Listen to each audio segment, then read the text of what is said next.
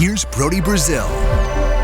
I'll be honest, the last week and a half have been so busy and crazy in my personal life, my professional life, and you've got baseball winding down, you've got football starting up, that I somehow never got around to making a video about one of my favorite baseball players of all time. And a very good situation, I believe, in San Francisco, where the Giants locked up Matt Chapman for 6 more years after this one. Now, to be clear, he was already on a 3-year contract this year, next year, and the one after that.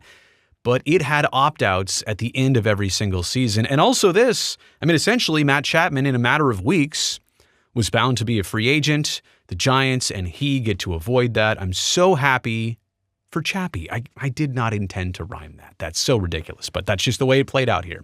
Contract details, which I'm sure you're already aware of. None of this is breaking news, but I just want to go over this to help quickly paint a picture of what I also want to say about this deal. 6 years, $151 million, so basically taking him to the year 2030, and I think taking him to the age of 37. So for Chappie, let's be honest, this is it. This is the career. This is the meat of what's left for him in Major League Baseball. A $1 million signing bonus that gets him to 151. He's also contributing to Giants charity funds as part of his contract. I absolutely love that. But it's basically $25 million a year. It's not front-loaded. It's not back-loaded. It's 25, 25, 25, 25, 25, and one more 25. Now, do I think the Giants had to sign him for 6 of all of this? Do I think a 4-year deal would have been even sweeter for San Francisco? Sure, but this is the price you pay. If the dollar amount's not going to be higher, then you give the player more years. And in this case, at the end of Matt Chapman's contract, you're still going to get a guy who's dedicated, motivated, hopefully still playing elite-level defense, all of that as part of the bigger picture of this deal. So again, I like the deal, and it supersedes that current contract we talked about before, 3 years, $54 million, that had annual opt-outs, and this year, Matt Chapman had a $16 million salary. So it just goes to show you that he is getting a raise in all of this, but he's also flatlining the dollar amount season after season, which could help the Giants, right? It's not going to hurt them at the end. It's not going to hurt them next year. I think Matt Chapman and his agent, Scott Boras, look, they're out to get rewarded. And Chappie took a chance on himself by doing the current deal this way. Hopefully that he would perform well, and hopefully he would get rewarded. He didn't even test the market. He got it done in San Francisco. They rewarded him.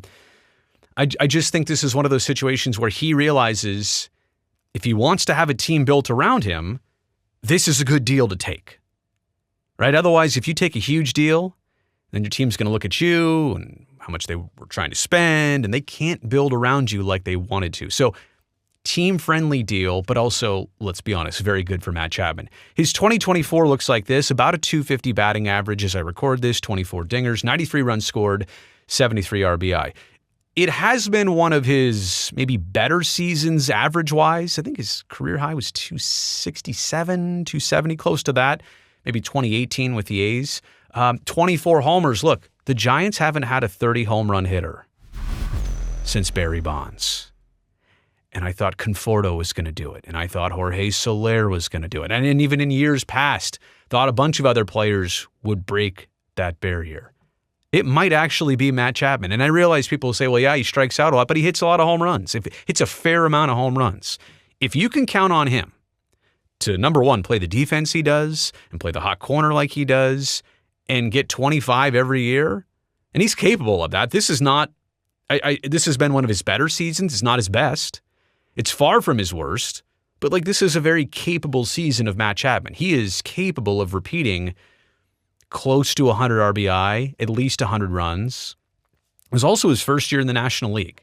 Now, I realize here in 2024 and beyond with the schedule changes and the format changes of the schedule, American and National League, they play each other a lot more than they ever used to. So maybe he's accustomed to more pitchers around the league, but this was his first season playing in National League ballparks for the majority of the time. So give him that too, that there was an adjustment period. And I think at the end of this year, as much as we can talk about the offensive stats, I do realize he's made 15, errors and maybe hasn't had even the amount of chances. It's crazy. And not as many baseballs have been hit his way in San Francisco than he saw in Toronto and a lot of seasons with the A's. That's not in his control. But the point being, I think he's probably at least a candidate this winter for receiving a 7th Gold Glove. He's already got 6. I think he can get to 7. And then there's this.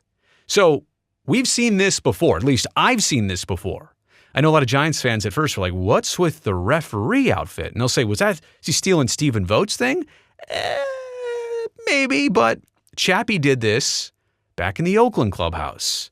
They put up a little basketball hoop between 2 open locker stalls, and they would shoot hoops, and Chappie was the referee. In fact, I think if you look this up, there's a Topps baseball card somewhere out there of Matt Chapman wearing the referee outfit, holding a basketball in his hand. So in the Oakland clubhouse. So this has been happening for a while. I love the fact that he brought this back. He brought this out in San Francisco. And the first time we ever saw it, as far as I remember, is right after Blake Snell's no-hitter right there. And I think that was on... Maybe it was on like the Giants' Instagram or something, some social platform, a quick video. We were following Blake, and then you're like, wait, is that Chappie in the background with the referee outfit? Yes, it is. He brought it back inside the Giants clubhouse. And then he did a TV interview to tell everybody all about it. So look, that's part of the intangibles, right? So we can talk about stats, offense, defense, hot corner, all that stuff. These are the intangibles here. A certified clubhouse leader. To vets, to the young players, to the Fitzgeralds, to the Lucianos. I mean, this is a player you want to have on your roster the next 6 years because of anybody coming up through the system. He sets a great example to younger players. He always has, even when he was one of the younger players. Now he can get more vocal. He can feel more comfortable and confident in his leadership abilities. Another thing that's part of the intangibles for me about Matt Chapman, when I tune into either Giants TV or radio broadcasts, and I hear Krug or Kipe, or I hear Dave Fleming or John Miller say, and it's almost like they keep saying this same thing, and I love hearing them say this. I knew Matt Chapman was good, and I always appreciated Matt Chapman. But watching him this season, I didn't even know how good he really was. Now I really see what everybody's talking about. And I kind of feel validated because when he was a free agent last winter, and I said, I'm telling you, you know, but you don't even know about Matt Chapman. I do think that Giants broadcasters in this case, and certainly fans probably feel that same way. And I also found 2 things interesting in his press conference today. Actually, 3 things. Number 1, he went sleeveless shirt for the formal press conference. Nice move, Chappie. He also at one point said, and I go back and watch this. He goes, I'm comfortable here. From the Bay. No, I mean, I played in Oakland before this, so I played in the Bay Area. He's not from the Bay Area. He's from Southern California, but California in general, that's good enough for me. And he goes, basically, he misspoke to say that he's from the Bay Area because he feels like he is. That's an awesome thing. But the point being is that he also said people have already reached out to him and said they're interested in coming to the Giants because they know he's locked in long-term there. He could, just like Bob Melvin, be an ambassador to recruit other good players to the Giants. Now, I'm curious who called him. If that was Matt Olson who called him, Sean Murphy who called him, Chris Bassett who called him, now we're talking. Maybe Mark Canha talked to him before. Well, Canha got traded, but point is, Matt Chapman is a good player for your core. He's a good player for recruiting process. It's a good guy to have just around your organization. So why do I like this? The Giants need core players right now. They're still trying to build. And I will say this. If you think Matt Chapman is supposed to be your superstar in 3, 4, 5 years, I think you're wrong. He's supposed to be a superstar on the team. Matt Chapman, optimally, should probably be hitting 5th or 6th and providing stellar defense, providing great leadership. And the reason I say 5th or 6th is because you've got somebody that's going to hit 40 bombs as your cleanup hitter. And you've got a guy that's got an on-base percentage of through the roof, let's just say, as your leadoff hitter, and a batting average above 300 maybe as your 2-hitter. The point is that you'd have such a stacked lineup that Chappie doesn't have to be a true core heart of the order guy for you. So I think it's important to realize this is a core player. But if you're designing your team for him to be the superstar, the only superstar, that's not good, right?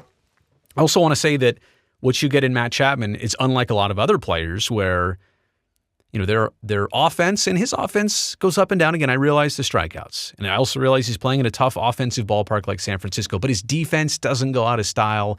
It doesn't slump. And if you're the Giants and you've got some lefties going, and obviously it's one of those situations where in a hopeful ground ball environment, don't you want somebody like Matt Chapman on that left side of your infield to command it, especially if you need to bring in a younger shortstop on that left side? I do think a 30 homer, 100 RBI season is on the horizon for Chappie, going from defense to offense here. He has not had his best offensive season yet. So take what you know about his stats and look at him, and I'm here to tell you that he is bound to still have his best offensive season. And if that times out in the right season, congratulations, because he will be an everyday player, everyday leader. MattChapmanFanClub.com. What more do you need to know? You've already watched the video. If you want to go type that in, click on it, fine. See where it takes you. I'll see you back here in a second. But look, I'm happy for Matt. I'm happy for the Giants. I hope Bob Melvin is part of sticking around for just as many years, because I think although this season clearly did not live up to expectations, it doesn't mean that you're far off, right? It doesn't mean that you are 20 feet away. You might only be a couple feet away.